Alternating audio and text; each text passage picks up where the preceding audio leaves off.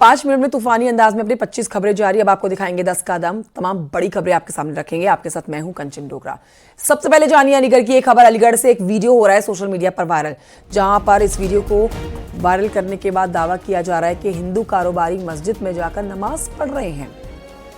अलीगढ़ के शहर मामू भांजा मार्केट का ये वीडियो बताया जा रहा है, जहां पर कारोबारी मस्जिद में नमाज पढ़ रहे हैं। हिंदूवादी संगठनों के विरोध के बाद कारोबारी ने इस पर माफी मांगी है और मंदिर में जाकर खुद पर गंगा जल छिड़का है। तो ये शख्स जो आप लाल निशान के अंदर देख रहे हैं, ये हिंदू शख्स है बताया जा रहा है और मस्जिद में जाकर, अलीगढ़ में मस्जिद में जाकर ये कारोबारी नमाज अदा करता है। रणजीत इस पर और जानकारी देंगे। रणजीत, इस वीडियो की पुष्टि करिए, वीडियो में कितनी सत्यता है और ये पूरी खबर विस्तार से बताइए। कौन है ये हिंदू कारोबारी? देखिए, इनका नाम सुनील राजा जी हैं। ये शहर के महानगर के प्रमुख बाजार है यहाँ पे मामू भांजा, उसमें इनका इलेक्ट्रॉनिक उत्पाद का काम है और ये लंबे समय से वहां पर कार्य कर रहे हैं। इनका कहना है कि ये मानसिक रूप से परेशान थे और ये अचानक से अपनी भावनाओं को रोक नहीं पाए और ये वहां मस्जिद में चले गए और वहां इन्होंने नमाज अदा करी। उसके बाद जब इनको हिंदू व्यापारियों ने इस वीडियो को देखा, जब ये वीडियो सोशल मीडिया पर वायरल हुआ, तो इन पर काफी आपत्तियां बताई और उनका विरोध किया तो इन्होंने अपनी स्वेच्छा से मंदिर में जाकर गंगा जल छिड़का और अपने आप को शुद्ध किया। हालांकि वहां पर कुछ व्यापारी जो नेता थे, उन्होंने कहा कि ये जब इस बाजार में तभी वापस आएंगे, तभी अपने आप को गंगा जल से साफ और शुद्ध कर लेंगे। तो इन्होंने ऐसा किया और ये फिर वापस आए। हालांकि इनका नाम सुनील राजा जी और ये जो वीडियो वायरल हो रहा है, ये बिल्कुल सत्य है। बहुत शुक्रिया आपका रणजीत जानकारी के लिए। वीडियो आपके सामने, ये वीडियो सोशल मीडिया पर वायरल है। हालांकि आप देख सकते हैं कि इस शख्स को जो लाल निशान के अंदर है, आसपास के लोगों को देख के ये उनकी तरह नमाज अदा कर रहा है।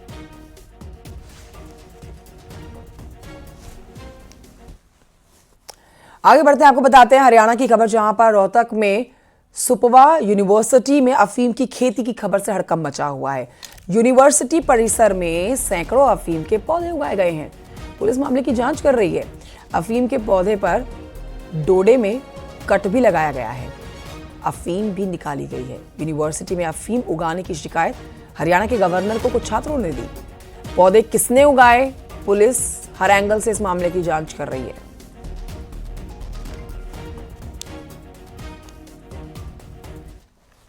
प्रतिबंध है, सिर्फ हरियाणा नहीं पूरे देश में इस पर लगाम लगी हुई है। लेकिन आपको तस्वीरें दिखाते हैं रोहतक की state university of visual art, जो जिसे दादा लक्ष्मीचंद के नाम से भी जाना जाता है, सुपवा यूनिवर्सिटी। उस यूनिवर्सिटी के अंदर नर्सरी के पास एक कोना ऐसा भी है जहां पर अफीम उगाई गई है। इस यूनिवर्सिटी में देश भर से स्टूडेंट्स यहां पर पढ़ने के लिए आते हैं, लेकिन कुछ छात्रों ने देखा कि यहाँ पर अफीम के पौधे उगा रखे हैं और उसके बाद उन्होंने एक शिकायत की। हरियाणा के मुख्यमंत्री को भी शिकायत गई, गवर्नर के पास भी शिकायत की गई और उसके बाद यूनिवर्सिटी प्रबंधन ने एक कमेटी बनाई कि आखिर ये पौधे किसने उगाए हैं, नशे की खेती यहाँ पर कौन कर रहा है। और ये बढ़ते हैं आगे, कुछ राजनीतिक खबरें आप तक पहुंचा दें। समाजवादी पार्टी की बात करेंगे, जिनके सांसद, जो कि राज्यसभा के सांसद रामजीलाल सुमन ने बयान दिया है, वो विवाद थमता हुआ नजर नहीं आ रहा है, बल्कि और बढ़ता जा रहा है। राणा सांगा पर दिए गए उनके बयान के बाद विवाद बढ़ा हुआ है। यूपी सरकार के दर्जा प्राप्त मंत्री रघुराज सिंह ने रामजीलाल सुमन को देशद्रोही कहा। साथ ही केस चलाने की वो बात कर रहे हैं। सुनिए क्या कहना है उनका।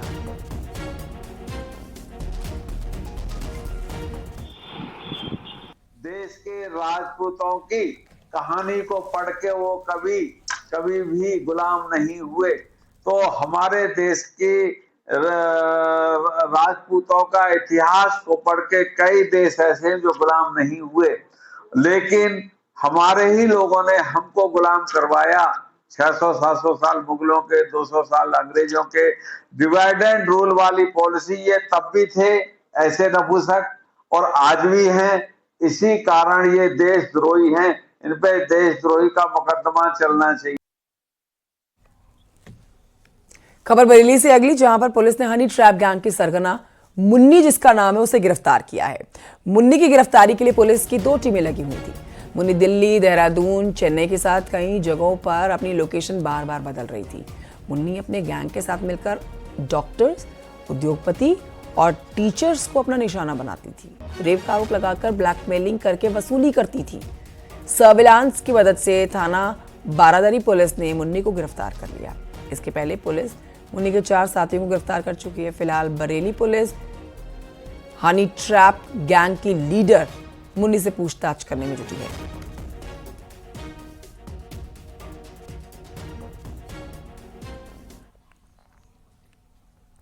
इलाहाबाद हाईकोर्ट से खबर, जहां पर वकीलों की हड़ताल जारी है और भ्रष्टाचार के आरोपों में घिरी हुई दिल्ली हाईकोर्ट के जस्टिस यशवंत वर्मा के इलाहाबाद हाईकोर्ट तबादले का लगातार विरोध किया जा रहा है। जस्टिस वर्मा के मुद्दे पर हाईकोर्ट बार एसोसिएशन के अध्यक्ष अनिल तिवारी के आवास पर कल देर रात कार्यकारिणी की इमरजेंसी बैठक हुई और इस बैठक में हड़ताल को आगे जारी रखने के लिए आपसी सहमति नहीं बन पाई। आज फिर से शाम 4 बजे बताया जा रहा है इलाहाबाद हाईकोर्ट के लाइब्रेरी हॉल में कार्यकारिणी की बैठक बुलाई गई है। हड़ताल के मुद्दे पर आगे की रणनीति पर आज शाम मीटिंग की जाएगी।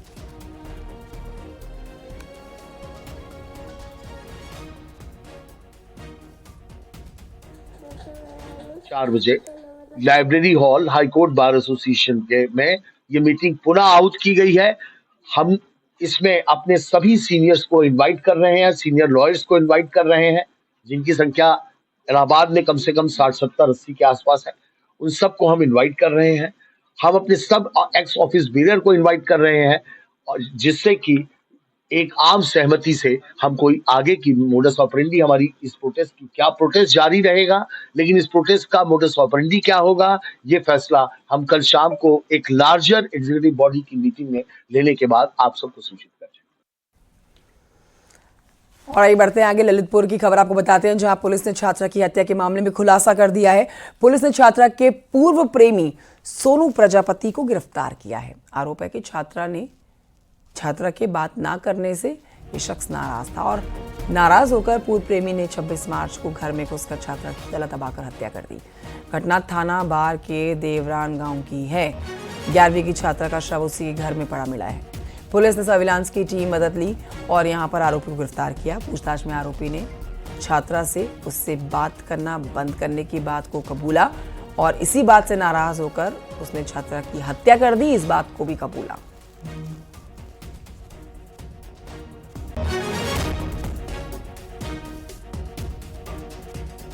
विवेचना करते हुए जो मुख्य अभियुक्त था, जिसका नाम सोनू प्रजापति है, उसको अरेस्ट कर लिया गया है और उसको आज माननीय न्यायालय में के पास जो है वो भेजा गया है। मृतका के द्वारा जो है इससे बातचीत करना जो है बंद कर दिया गया था। इसके कारण जो है यह गुस्से में था और मृतका की हत्या करने के लिए जो है लगातार जो है यह एक रणनीति जो है और षड्यंत्र जो है वो बनाए हुए था। मृतका अपने घर पे अकेली थी। जैसे ही उसको यह मौका मिला, आरोपी के द्वारा उसके घर में जाकर के जो है उसका गला जो है वो दबा दिया गया था, जिससे उसकी मृत्यु जो है वो हो गई थी। एटा में शॉर्ट सर्किट से घर में भीषण आग लग गई। पूरी खबर जानिए, जिसमें इस घटना में लाखों रुपए का सामान जलकर राख हो गया है। कोतवाली नगर इलाके में एक वकील के घर में आग लगी है और इस आग में वकील मनोज जैन का परिवार फंस भी गया घर के अंदर। बड़ी मशक्कत के बाद ही परिजनों को बाहर निकाला गया है। तस्वीरें भी आप देख रहे हैं, दिल दहला देने वाली ये तस्वीरें हैं। सूचना पर मौके पर पहुंची फायर ब्रिगेड की टीम ने कड़ी मशक्कत के बाद आग पर काबू पाया और परिवार को सकुशल बाहर निकाला।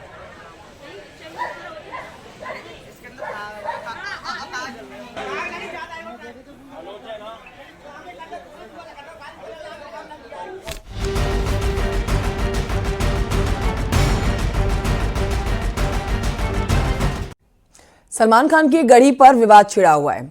सलमान खान ने राम मंदिर वाली घड़ी पहनी हुई है, जिसमें भगवान राम दिखेंगे, हनुमान जी दिखेंगे, अन्य देवी देवता दिखेंगे, राम जी का मंदिर दिखेगा। अब देखिए इसी घड़ी पर बवाल छिड़ा हुआ है। सलमान के इस घड़ी को पहनने के बाद जो बवाल मचा हुआ है, उसमें ऑल इंडिया मुस्लिम जमात के राष्ट्रीय अध्यक्ष मौलाना शहाबुद्दीन ने बड़ा स्टेटमेंट दे दिया है। उन्होंने कहा है कि सलमान खान का इस घड़ी को पहनना गलत है। शहाबुद्दीन रजवी ने इस्लाम और शरिया का हवाला देते हुए इसे हराम बताया। उनसे और उनको मसले शरई बताना चाहता हूं कि वो सबसे पहले मुसलमान हैं और किसी भी मुसलमान को शरीयत इस बात की इजाजत नहीं देती है कि वो गैर मुस्लिमों के मजहबी शियार को या उनकी इमारतों को या उनकी मंदिरों को वो प्रचार करें। और अगर कोई मुसलमान इस तरह का प्रचार करता है, मंदिर का प्रचार करता है या राम एडिशन नाम की घड़ी पहनता है वगैरह वगैरह, तो वो शरई मुजरिम है, शरीयत की नजर में वो गुनहगार है और ये नाजायज और हराम है। उनको खुदा के यहाँ मुंह दिखाना है, अपने आमाल का हिसाब किताब खुदा की बारगाह में होगा तो वो अपने आप को एक अच्छे मुसलमान होने का सबूत पेश करें और गैर शरई कामों से बचें। लखनऊ से खबर, जहां से एक हैरान करने वाला मामला सामने आया है। एक महिला के पेट में पिछले 17 साल से कैंची थी। महिला की सर्जरी हुई और इस कैंची को पेट से निकाला गया। पूरी खबर जानिए।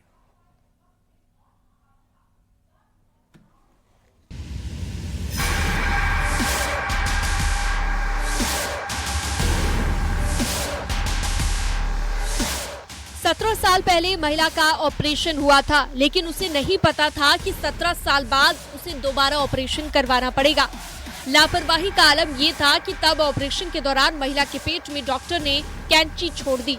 मामले का खुलासा तब हुआ जब महिला को काफी समय से पेट दर्द रहने लगा। इसके बाद उसने एक्सरे कराया। एक्सरे की जो रिपोर्ट आई उससे घर वाले भी दंग रह गए। महिला के पेट में कैंची मौजूद थी और इसी वजह से उसके पेट में बार बार दर्द उठ रहा था। वहीं केजीएमयू में ऑपरेशन के बाद महिला के पेट से कैंची को बाहर निकाला गया है। इस घटना के बाद महिला के पति ने गाजीपुर थाने में शिकायत दर्ज कराई। महिला के पति ने शिकायत में बताया है कि साल 2008 में उनकी पत्नी की डिलीवरी हुई थी, जिसके लिए उन्होंने अपनी पत्नी को इंदिरा नगर के एक नर्सिंग होम में भर्ती कराया था। डिलीवरी सर्जरी के जरिए हुई। ऑपरेशन के कुछ समय बाद तक सब ठीक रहा, लेकिन कुछ दिनों के बाद महिला को कई समस्याएं होने लगी। इसी साल मार्च में जब उन्होंने अपनी पत्नी का एक्सरे कराया तो सच सामने आ गया।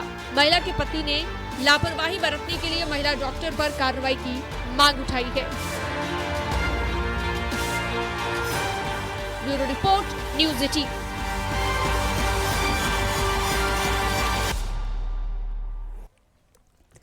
और इसी खबर पर एक बड़ा अपडेट आपको दे देते हैं। लखनऊ में महिला के पेट से जो कैंची निकाली गई है, महिला की हालत अब ठीक है, खतरे से बाहर है। और इस पूरे मामले पर पीड़ित महिला के पति डॉक्टर अरविंद पांडे ने कहा है कि एमआरआई मशीन से पता चला, लेकिन क्लियर पता एक्सरे के बाद पता चला।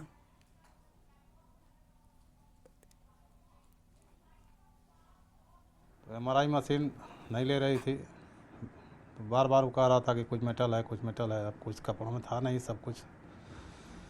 फिर वो ले गए सीटी स्कैन करने के लिए। अब जो उनको दिखा हो, संकेतों में एक आदमी बोल गया कि कैंची है, लेकिन सब लोग फिर घुमा दिए कि नहीं सर ऐसा नहीं वैसा नहीं। बार उन्होंने रिपोर्ट देने से मना कर दिया कि अब डॉक्टर साहब रहेंगे तब देंगे।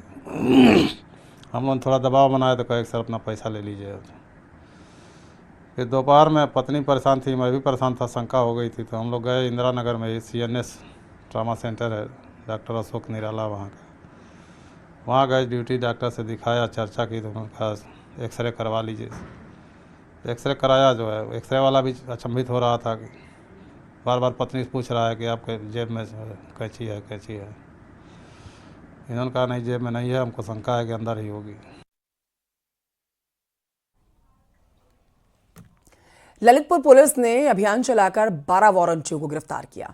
कोतवाली मेहरोनी पुलिस ने 10 और थाना बानपुर पुलिस ने 2 वारंटियों को गिरफ्तार किया है। आरोपी कई मामलों में वांटेड था।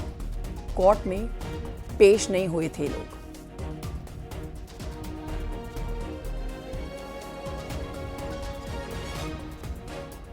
क्षेत्र अंतर्गत कोतवाली मेहरोनी में 10 नफर वारंटी अभियुक्तगण व थाना बानपुर में 2 नफर वारंटी अभियुक्तगणों को गिरफ्तार किया गया। अभियुक्त गणों के विरुद्ध आवश्यक वैधानिक कार्रवाई कर उन्हें माननीय न्यायालय पेश किया जा रहा है। खबर मथुरा से, जहां पर पुलिस ने 8 गांजा तस्करों को गिरफ्तार किया है। आरोपियों से 140 किलो गांजा बरामद हुआ है। ट्रक और 2 कार भी बरामद की गई हैं। बरामद किए गए गांजे की कीमत 50 लाख से ऊपर बताई जा रही है। ANTF टीम और फरेब पुलिस ने मुखबिरी की सूचना पर यह कार्रवाई की। ट्रक में मोबाइल टावर के सामान के बीच में गांजा छिपा कर ले जाया जा रहा था।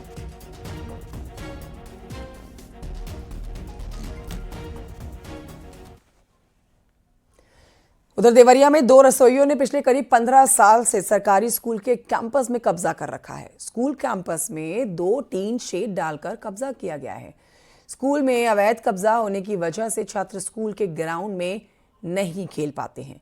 बेसिक शिक्षा विभाग, तहसील प्रशासन ने कई बार कब्जा हटवाने की मांग कर ली है, मगर 15 साल बीतने के बाद भी अवैध कब्जा अभी तक नहीं हट सका है। सीडीओ ने स्कूल के कैंपस से जल्द अवैध कब्जा हटवाने का भरोसा दिया है। रसोइया लोग यहाँ पे करीब हमको आए हुए यहाँ पे 10 वर्ष हो गया, 10-15 साल हो गया। और उसके पहले से ही ये लोग यहाँ पे रहते हैं। लोग पहले झोपड़ी बना के रहते थे, लेकिन बाद में जब ये बाउंड्री होने लगा तो प्रधान जी ने इन लोग को टीन शेड डालने की आर्डर दे दी। जबकि हमारा विभाग जो है इन लोग को कई बार नोटिस जारी कर चुका है, पत्र भी जारी हुआ है, फिर भी ये लोग हटती नहीं है, कहती हैं लोग हम लोग नहीं जाएंगे। ये मैटर हमारे नॉलेज में आया है। अभी खंड शिक्षा अधिकारी वहाँ उस ब्लॉक के नोटिस भी जारी किया है प्रधान अध्यापक को, तो उसका जल्द से जल्द ही हम समाधान करेंगे। सर क्या संज्ञान में आया आपके? कि इसमें यही अवैध कब्जे की शिकायत थी, उसमें हम दोनों रेवेन्यू और शिक्षा दोनों के समन्वय से इसका जल्दी निस्तारण कर देंगे। एक तरफ उत्तर प्रदेश सरकार कब्जा मुक्त अभियान चला रही है, तो वहीं दूसरी तरफ सदर तहसील के दुबौली प्राथमिक विद्यालय में आप देखिए किस तरह से अवैध कब्जा कई सालों से हुआ। मैं आपको बताते चलूं कि यहाँ पे 2 अवैध तरीके से स्कूल के कैंपस में कर्टेन बनाए गए और बताया जाता है कि यहाँ की रसोइया दबंगई से इस कैंपस में रहती हैं, जबकि यह कैंपस जो है ये बच्चों का फील्ड है और यहाँ पे बच्चों को खेलने के लिए बनाया गया है। और कई बार यहाँ के हेडमास्टरों ने इन लोगों के खिलाफ लिख के कार्रवाई करने की बात कही है, लेकिन कई सालों से अवैध कब्जा जस का ही तस है।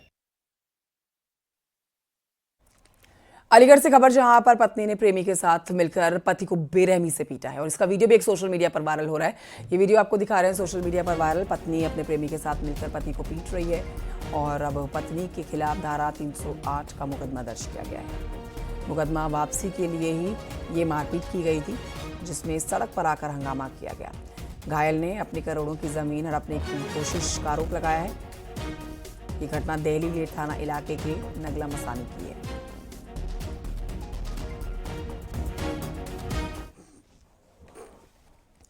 कुशीनगर पुलिस का पशु तस्करों के साथ एनकाउंटर हुआ है। पैर में गोली लगने से आरोपी मनोवर घायल हुआ है। आरोपी के पास से एक तवंचा, 2 जिंदा कारतूस बरामद किए गए हैं। एनकाउंटर कुबेरिस्तान थाना इलाके में हुआ है। आरोपी को अस्पताल में भर्ती कराया गया है।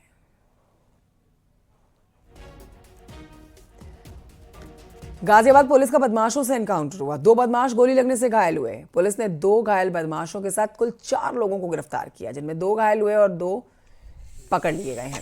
ये दोनों बदमाश जो घायल हुए हैं इलाज के बाद अस्पताल में भर्ती कराया गया और अब जेल में डाला गया है। एनकाउंटर ट्रॉनिका सिटी थाना इलाके में हुआ है। 10 मोबाइल फोन, 2 अवैध तमंचे इनसे बरामद किए गए हैं। आरोपियों के खिलाफ पहले से कई केसेस दर्ज हैं।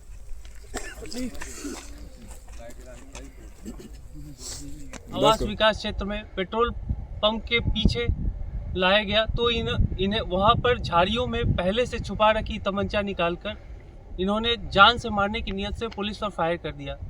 आत्मरक्षार्थ पुलिस द्वारा जवाबी फायरिंग की गई, जिससे 2 अभियुक्तों परवेज तथा शुभम उर्फ कशीनो के पैर में गोली लगी है। इन्हें उपचार हेतु अस्पताल भेजा गया है। इनके पास से 2 अदद तमंचा, 315 बोर, खोखा कारतूस, 2 चोरी की गई मोटरसाइकिल, कुल 10 लूटे हुए मोबाइल फोन बरामद हुए हैं। और आइए बढ़ते आगे इस वक्त की बड़ी खबर के साथ। प्रयागराज से बड़ी खबर है, जहां पर एयरफोर्स के इंजीनियर की हत्या कर दी गई है। बड़ी जानकारी आपको दे रहे हैं। गोली मारकर उतारा गया है मौत के घाट। आपसी रंजिश में हत्या की आशंका है। सोते समय मारी गई है गोली। बड़ी खबर आपको बता रहे हैं प्रयागराज से। सर्वेश और जानकारी देंगे। सर्वेश, ये पूरी खबर बताएं। कि प्रयागराज के पुलिस कमिश्नरेट के पूरा मुफ्ती थाना क्षेत्र का मामला है। एयरफोर्स कॉलोनी के अंदर इंजीनियर को गोली मारी गई है। इंजीनियर का नाम एसएन मिश्रा बताया जा रहा है और गोली लगने के बाद उसकी मौत हो गई है। बताया जा रहा है कि chief work engineer SN Mishra अपने घर में सोए हुए थे और खिड़की से किसी अज्ञात व्यक्ति ने उन्हें गोली मारी है और आपसी रंजिश में गोली मारे जाने की आशंका है। मौके पर पुलिस के आला अधिकारी पहुंच गए हैं। शव को कब्जे में लेकर पोस्टमार्टम के लिए भेजा जा रहा है और इस मामले में हर एंगल से पुलिस जांच पड़ताल में जुटी है। लेकिन सबसे बड़ा सवाल ये उठ रहा है कि आखिर इस तरह से सिक्योरिटी जोन में किस तरह से ये हत्या हुई, हत्यारे कहां से आए और इसके पीछे क्या मोटिव था। तो पुलिस हर एंगल से इस मामले की जांच पड़ताल कर रही है। जी ठीक है, अब ये पूरा मामला जो है ये जांच का विषय बन चुका है। आपसी रंजिश में हत्या की आशंका है, जैसा कि हमारे सहयोगी हमें जानकारी दे रहे हैं। सोते समय गोली मारी गई है। पुलिस मामले की जांच कर रही है। बहुत शुक्रिया आपका जानकारी के लिए।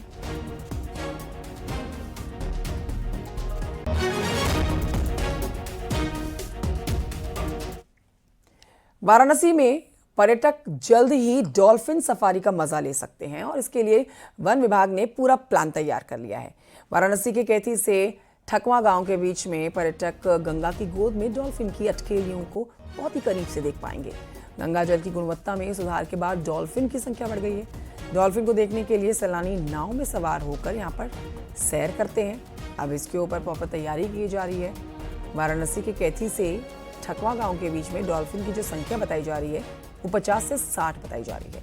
वन विभाग के अधिकारियों के अनुसार एक बार में 6 से 7 पर्यटक नाव में सवार होकर इन डॉल्फिन्स के दीदार कर सकते हैं।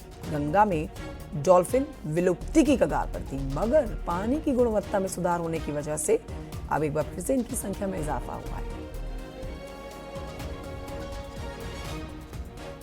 इसके साथ हमारे गंगा प्रहरी और डॉल्फिन मित्रास को इन्वॉल्व किया है। इनमें से कुछ हैं जो कि कुशल ड्राइवर हैं बोट के और अच्छे तैराक भी हैं, तो उन लोगों को हम नियुक्त करेंगे और इवन और ट्रेन भी करेंगे कि वो अच्छे से बोट चला सके।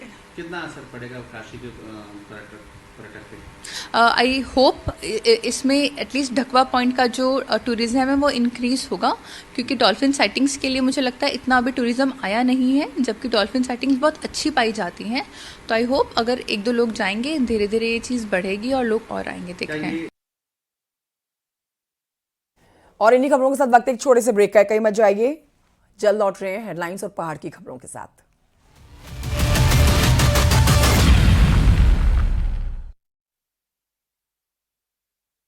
वो क्या मैच आप देख रहे हैं न्यूज़ 18 उत्तर प्रदेश उत्तराखंड।